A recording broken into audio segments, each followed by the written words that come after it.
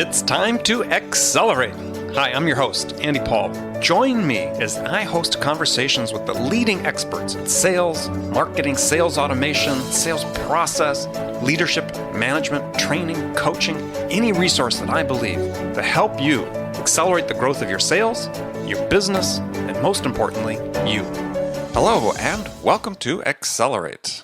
I'm really looking forward to talking with my guest today. Joining me again for a second time on Accelerate is Deb Calvert. Deb Calvert is president of People First Productivity Solutions and author of a great book called Discover Questions, actually a series of books, Discover Questions. Deb, welcome to Accelerate, or welcome back to Accelerate. Andy, thank you so much. I'm always delighted to be here. I love what you're doing for the world of selling, and Accelerate is my number one go-to podcast. Well, thank you very much. Thank you. And I didn't even pay you to say that. That's great. Unbidden. Thank you. So, you were here, near the beginning when we first rolled out. So maybe people that didn't hear that first conversation, may just take a second, introduce yourself again. Sure. So I work in selling as a field coach and field researcher with buyers and sellers. Been doing this for a lot of years. My book, Discover Questions, Get You Connected, is based on buyer research. And it's earned me the title, The Queen of Questions, because it's all about what are the kinds of questions that really help you to be purposeful and effective when working with your buyers. The Queen of Questions. All right. Gosh, I'm writing that down because I like this idea of titles. I got a crown a few weeks ago, so it's on my mind. Well, no, I think it's for people listening. Actually, it's we've had episodes on the show about personal branding, and having that image in mind, I think is actually really important. I mean, you are the queen of questions. So I spoke to Eric Lurs, who's the Bruce Lee of sales, or Bruce Lee of prospecting. But it's an imagery. Wendy Weiss, who's the queen of cold calling, and I think those are good images for people to have of themselves. Well, I kind of like it. Being royal at this point in my career feels kind of good. We all need that boost sometimes. It's okay. I think it's great to put that stake in the ground. So. One of the things we're going to talk about today is this topic of value in sales. And it's actually a topic I've had a number of conversations with people about. It's one of my favorite topics. I've written about it extensively. But I think it's also sort of in danger of becoming a little bit of a cliche as, it gets overused or misused. So, let's start at the beginning. What is value in sales? To you, what is value in sales? Well, that is always subject to the interpretation of the person receiving the value. So what is it that matters most to you? What is it that's going to help you or serve you in some way? That's value. And then on top of that, I think there are levels of value. So there's the value in the product that's inherent to the product. Then there's the added value, which is what companies have spent decades building and branding themselves around. What do they do on top of the product to give you a little something extra? And I think that's the one that's gotten really skewed and misunderstood, because now if you ask a salesperson, what is added value, you're going to hear everything from, it's a discounted price, it's tickets to the ball game, it's the extra add-ons that we'll throw in there for free because you're such a valued customer. It has all these different interpretations. But I think in the here and now, what matters most is a value that we don't talk nearly enough about, and that is created value. In the moment, highly personalized, out of thin air, almost like magic, what is so relevant, timely, and personal to the individual buyer that the salesperson is able to give them person to person. That's created value, and that's sort of a heady concept to wrap your mind around. Well, but I think it's really if you're in sales, that's really all you can concern yourself with, because you have no control over any of the other value. So you don't have any control over what the product does and the features and the ultimate value it provides to the customer that invests in it. The only value you can really control is this concept you're bringing up, is the value you create through the sales process as part of this customer buying experience. And the most successful salespeople do it. And they might not call it creating value, but they do it almost instinctively. And it's what differentiates them from the rest of the pack. Well, and that's right. So we get right to the heart of it. In sales today, for everybody listening, you are the difference. First and foremost, the first line of differentiation is you, the sales rep. And because in crowded marketplaces where there's lots of competitors, customers have a hard time really distinguishing between products. And I mean, don't have a hard time, but I mean, the products themselves aren't highly differentiated. So what are the bases that the customer uses to make a decision? And one of the criteria is, gosh, what's this interaction I'm having with this person? What's this experience I'm having in this experience, in this process of evaluating and making a decision about this product? It's true. And it's not just the way it was even 5 or 10 years ago, but buyers, because they're doing all that research on the front end and then contacting or accepting a meeting with the salesperson, they have already commoditized the product and to some extent your company and brand. In their mind, it is coming down to the things we don't want to talk about, like price. So we've got to shift the conversation. We have to give them more to respond and react to, and all we've got is ourselves. Yeah, yeah, and it boils down. I like to boil it down to time, right? As the customer invests some of their time in you, what are you giving them of value in return? And Yes. if, as a sales rep, you always have that sort of fundamental bargain in mind, then this concept, as you talk about, of creating value really starts coming to the fore because it's you're mindful of it every time you consume any amount of their time. You have to say there has to be something I'm giving them in return for what they're giving me. And it's not unfair, right? Sometimes salespeople bristle a little bit at what you're describing, but it's not unfair. As consumers, we do exactly the same thing ourselves. We choose to spend time with a salesperson or not based on how much value we believe they're going to bring to that conversation. Yeah, I mean, we've all done it. I mean, let's say take an example. Shopping for cars is a perfect example. Yeah, I went on with my daughter last year. She was looking for a car. She knew pretty much what she wanted. She wanted a Volkswagen and Jetta, and so we, go to multiple dealers, and the first two dealers just really couldn't be bothered with us. Mm. And so you make a choice. Well, gosh, yeah, this one's more convenient to my home, but we're just not going back there because they didn't have time for us. We don't have time for them. Yeah. And it's a conscious thought process to a certain extent, but whatever was happening subconsciously that caused you to come to that conclusion, that was the missed opportunity. That's where value wasn't created for you. So give us some examples of what creating value is. What is the value that's created? Well, I'll give you a couple of bits of research as well as some examples. So here's a quote I love. It comes from a guy named Michael Dart. He's an economist, and he was quoted in the Wall Street Journal.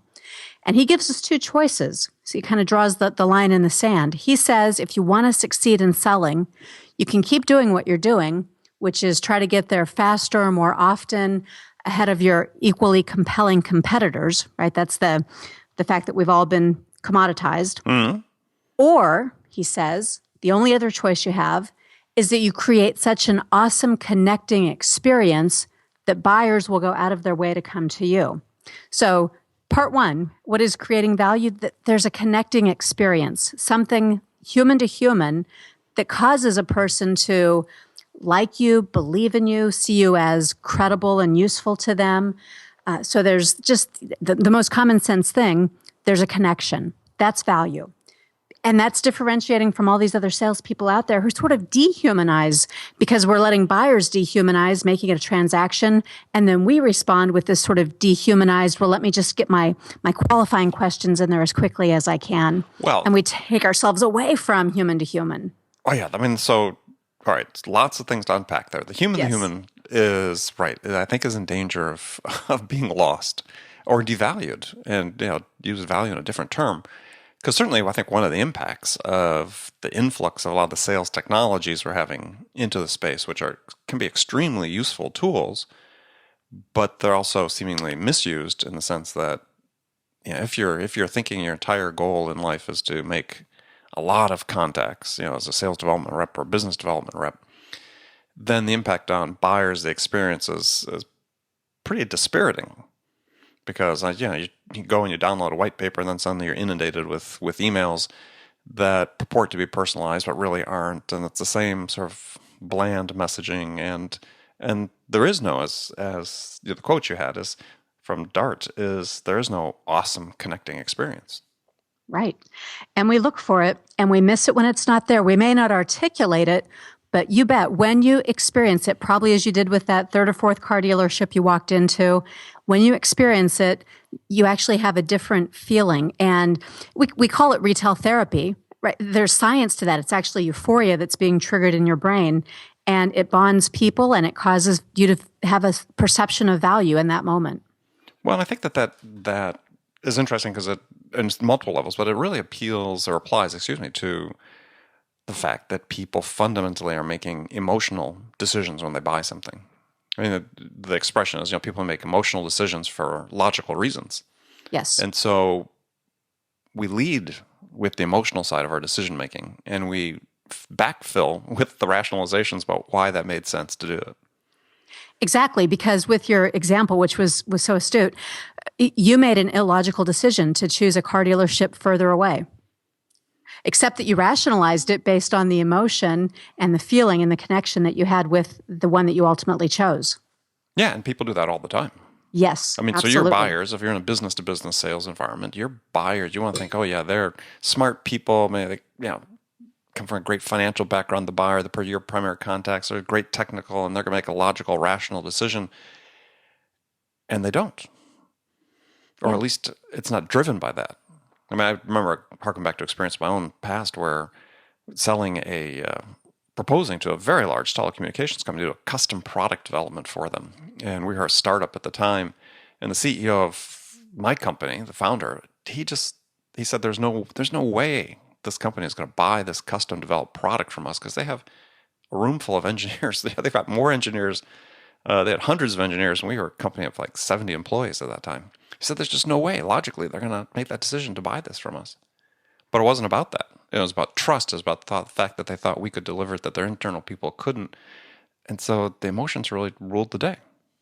Exactly. And trust is the key word there.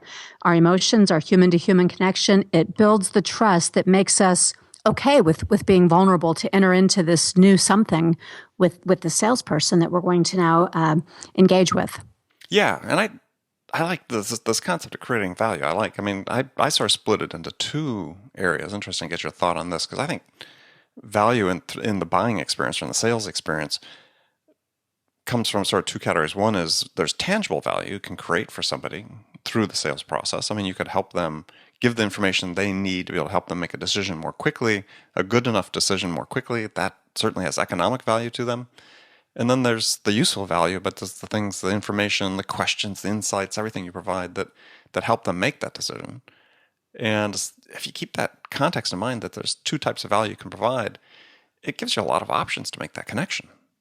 It does. And that second type, what all this research is telling us is that second type is becoming increasingly important. There's another component to both of these. Let's see how it fits in with the tangible and the useful value as you're describing it. A book called The Future of Competition goes into great depth, but the ultimate conclusion out of it is that what you need to do to appeal to buyers today is to allow them to be participants in the process of creating what they want. And if I unbundle that, right, there's that they participate. That means we don't land and whammy them with some insights that we developed all by ourselves, but they are participating. And what they're participating is creating. So now there's a collaboration, buyer and seller. There's a process. Again, it's not just that we did it in the background. Mm-hmm. And it's what they want. So it's customized, or at least it has some component of it that they've been able to tailor, which is why on the retail side, Build-A-Bear and Sephora and Home Depot and all these retailers that have had extreme growth, they have had that growth largely by giving people an opportunity to participate in creating what they want. Oh yeah, and Home Depot, one of the greatest taglines of all time. You can do it, and we can help. Exactly. Oh, I loved it. Gosh, nothing better than that. I've never seen a better tagline than that. Okay, great. Well, we're going to take a short break. We're going to come back. We're going to keep on talking about value and connecting with buyers with my guest, Deb Calvert. Hi, this is Andy. Connect and Sell is used by sales reps at nearly 1,000 companies, including hundreds of technology startups and several Fortune 500 companies, to overcome the challenges of getting prospects on the phone. Companies using Connect and Sell grow their revenues faster by enabling their sales reps to have more sales conversations in 90 minutes than they could otherwise achieve in an entire week. Connect and Sell can be deployed directly to your sales reps, or you can take advantage of their outbound on-demand service, which delivers qualified prospect meetings scheduled directly on your sales reps' calendars. Visit connectandsell.com to learn more about how Connect and Sell can start filling your pipeline today. Welcome back to Accelerate with my guest, Deb Calvert. Now, you just recently wrote about 10 essentials for connecting with buyers, and I thought there's some really good stuff in there. And maybe we don't have time to go through all 10, but let's start talking about some of those. One is that you said, certain things that reps should know the answer to at all times. And I love that type of construction. So one is, what's the buyer's top priority within their buying role? Right. And, this becomes more important now because there are 5.4 decision makers involved in a B2B sale. So our work has gotten bigger. We can't know for each and every one of those the dozen things that are important to them. So we better cut to the chase. What matters most to you?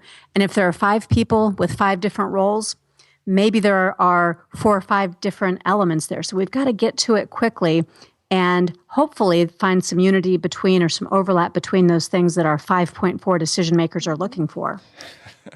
The 5.4. Oh, gosh. So, I'm laughing for 2 reasons. One, the 0.4 I love. But I want to be that 0.4 person. The other thing, though, is really, that's no different. You've been selling enterprise solutions and selling to the enterprise for a long time. Certainly I have been.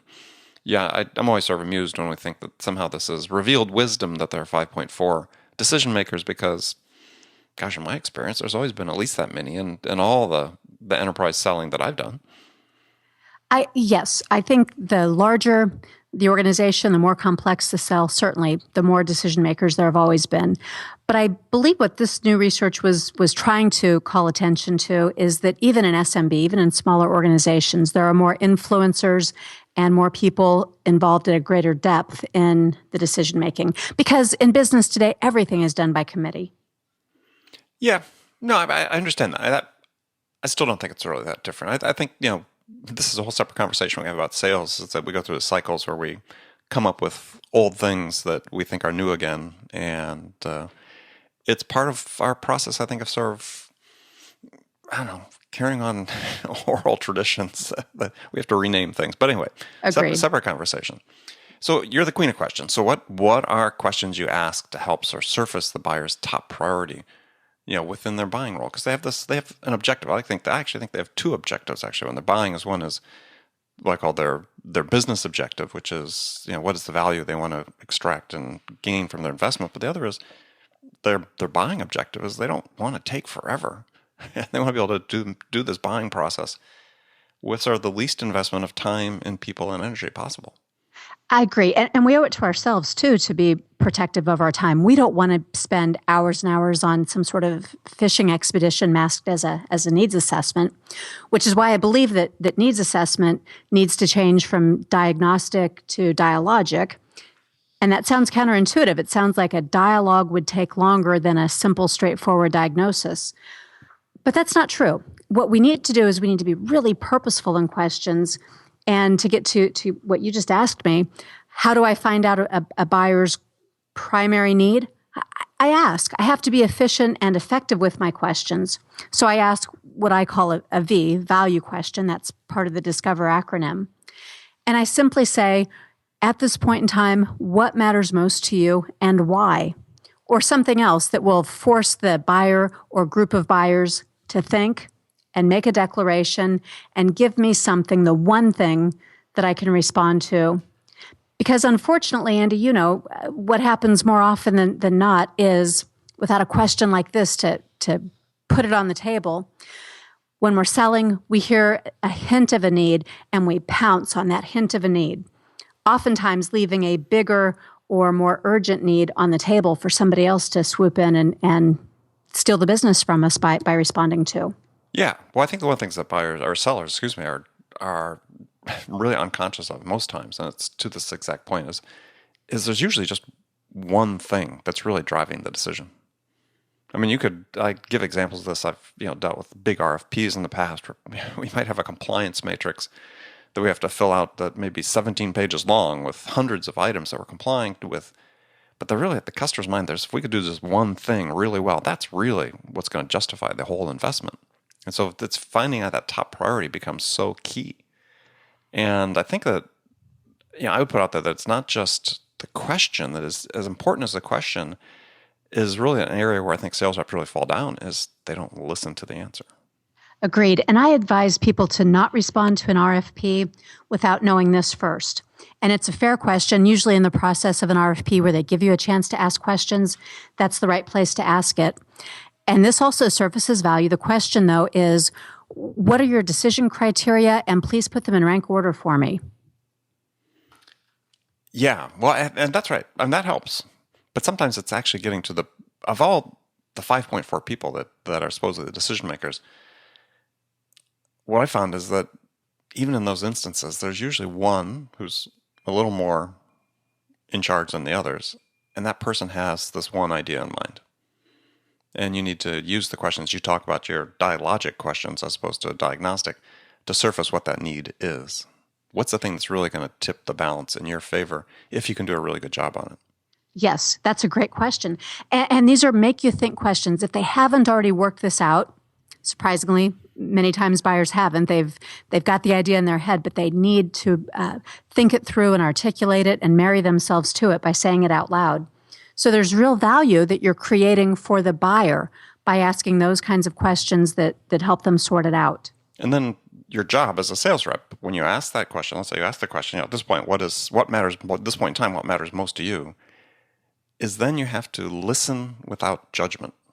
Yeah, yes. Somebody gave me this phrase a while ago, and I've been using other words. This one I think is really succinct. You have to listen without judgment. You have to get rid of the filters, get rid of the biases, stop thinking about what you're going to reply, stop thinking about the next question, listen to what they're saying. Yes. So I bought a car 5 years ago, and there was so much judgment. I went to one after another Infiniti dealer, and I wanted a blue car. And at that time, as you know, cars were silver, black, and white because of what was going on in the economy. And you'd be amazed at how many people scoffed or were very dismissive because I was putting front and center the color of car that I wanted. And they tried so hard to talk me out of that since they didn't have those on the lot. Okay, I must have missed something in the economy. So why was everything silver, white, and black? Well, maybe it was here in California only. I don't know. But because they didn't want to have inventory and a variety of colors because cars simply weren't selling at the rate that they had been in prior years and are now beginning to pick up and sell again. So you just really couldn't buy a lot of off-the-lot variety of colors. Interesting. Okay. All right. I didn't know that. Yeah. Fun facts we know and tell now. So, but yeah, you have to dismiss filters. Yes. And yeah, I've told the story. My wife teaches medical school, and there's one course they teach aspiring doctors about how they interact with the patients, this human-to-human connection that you talk about, and that the doctors on average have like more than 20 sort of built-in biases they have to filter through to really listen to the answer and make a great diagnosis for the patient. I think that's fantastic to hear that somebody's actually looking at that and teaching that, because I beat up on doctors a little bit. When I talk about a diagnostic needs assessment and what we need to move away from doing, my extended analogy is don't do what your doctor does. Well, some do a great job, but yes. The thing is that they're humans like all of us. And for me, the key takeaway was that we all have these filters. And so we're doing the same thing that a doctor's trying to do in 10 minutes when they talk to you. They're asking you a number of questions. They're trying to get the answers. They have to dismiss those filters as much as they possibly can to really make sure they're listening to the answer and put the answer in the right context. We have that same imperative as sales professionals when we talk to a buyer. When we ask a question, we have to pay attention to the answer and not put it in a niche, not put it in a box, not judge what it is, but just listen to it first. I think you're absolutely right. And when I do coaching around listening skills, the piece of advice that I give people is listen for what's different. You're hinting at that. Our brains are wired because we think faster than people speak. We're wired to listen for what we hope to hear or what's familiar to us. And that's why we miss the subtle and those clues that we need to pursue around what is unexpected or what is different from what I already know. So we can tune in and enrich the conversation and make sure we get everything out there to talk about. Love it. Love it. That's a great way to put it. Listen for what's different. I like that a lot. Mm-hmm. So we're sort of wrapping up a little bit with talking about customer experience. This is one of the key differentiators you have is what's the customer's experience going through this buying process with you. And it's so funny. We're seeing, much I am at least reading a lot more these days about the importance of customer-centric selling. But that's really not, again, something that's not new. This is, Michael Bosworth had his book published back in 2003, customer-centric selling. What did it not take? Is that why we're seeing more of it now? Or is it just we need to keep reminding ourselves that it's important? I think what, if anything, has changed, it's just that buyers are more empowered than they've ever been before. And sellers have scrambled to figure out what do they need to do. So this reminder or this tweak in terms of how we put the customer at the center, that feels different. Whether it's actually different or not, I think could depend on what you sell and how you sell. For me, it's nothing different. This has just always been the way I've more naturally sold. And I was a big believer in Bosworth from day one. So for others, though, the ones who perhaps didn't have an opportunity to come at sales this way, they came in to sales at a place in time where maybe the product sold itself. Now things are feeling different because buyers have so many more choices than before. Yeah, and I think the thing that's really right, and for sales reps, they just have to always keep in mind, more than I think almost anything that they are trying to keep in mind, is that this whole idea about the customer experience and the buying experience is that it can be the difference between winning and losing. How you sell, more so even than what you sell, can oftentimes be the difference. Can be the difference maker between you and the next person and the next vendor. Agreed. And in the B2C world, so many businesses have put a lot of money into customer experience, hiring the customer experience officer and putting across the entire retail organization, for example, emphasis on the customer experience because, just like you said, it is what makes people want to come back and want to spread positive word of mouth about a place they've done business. But since we're all in B2C, we're all consumers, that's how our buyers are conditioned now when they work with us in B2B. They have this heightened expectation, and it's all about experience.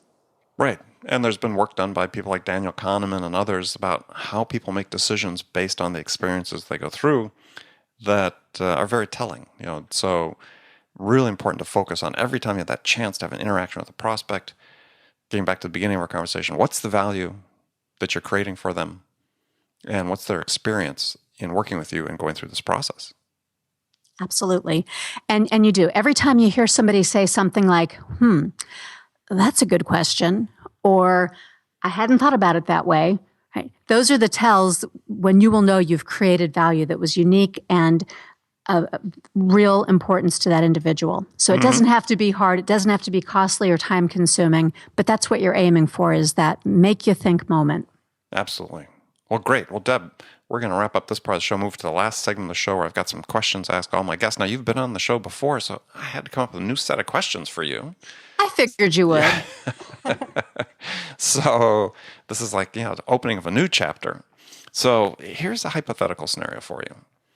So you're a sales leader in a company, you're selling B2B product to enterprise, and your conversion rate, your win rate, your conversion rate of qualified opportunities to orders is just too low.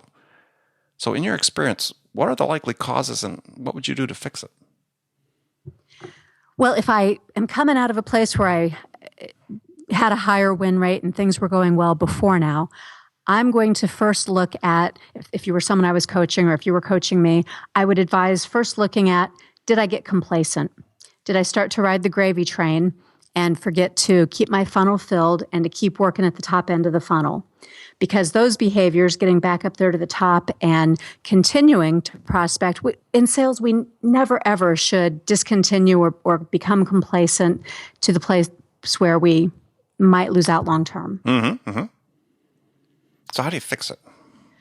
You go back to the basics. What was working before? Probably you were spending more time, focus, energy, and attention on prospecting and on creating value and on being front and center with your key prospects, being strategic and deliberate.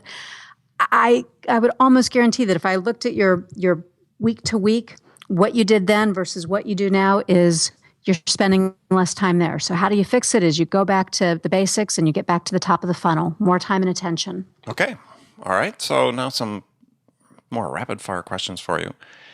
Is it easier to teach a technical non-salesperson to sell or to teach a salesperson how to really understand how a product and service works?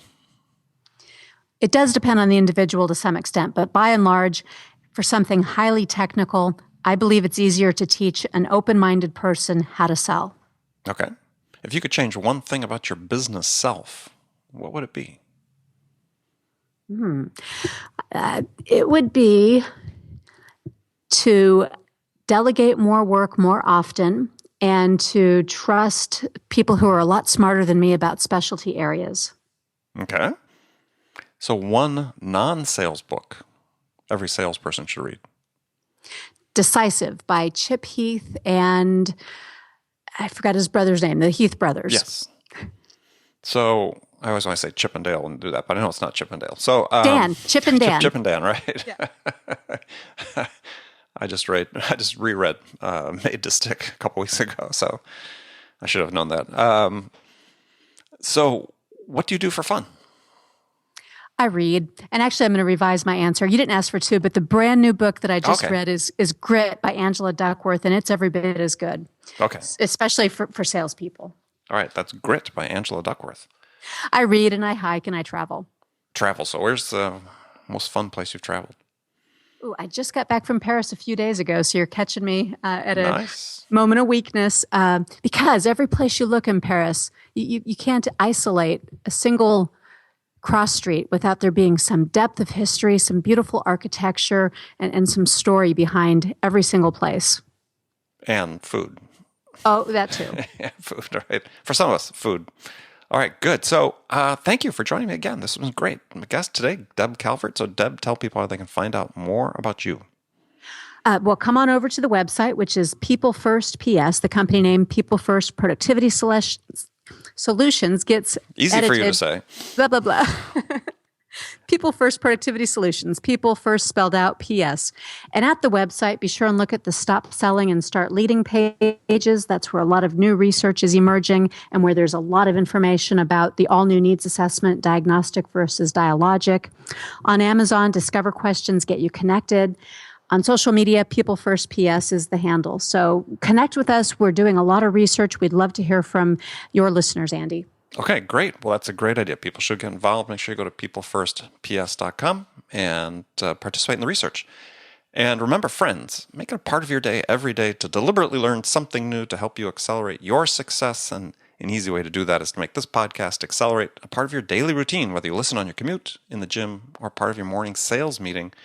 That way you won't miss any of my conversations with top business experts like my guest today, Deb Calvert, who shared her expertise about how to accelerate the growth of your business. So thanks for joining me. Until next time, this is Andy Paul. Good selling, everyone. Thanks for listening to the show. If you like what you heard and want to make sure you don't miss any upcoming episodes, please subscribe to this podcast on iTunes or Stitcher.com. For more information about today's guest, visit my website at andypaul.com.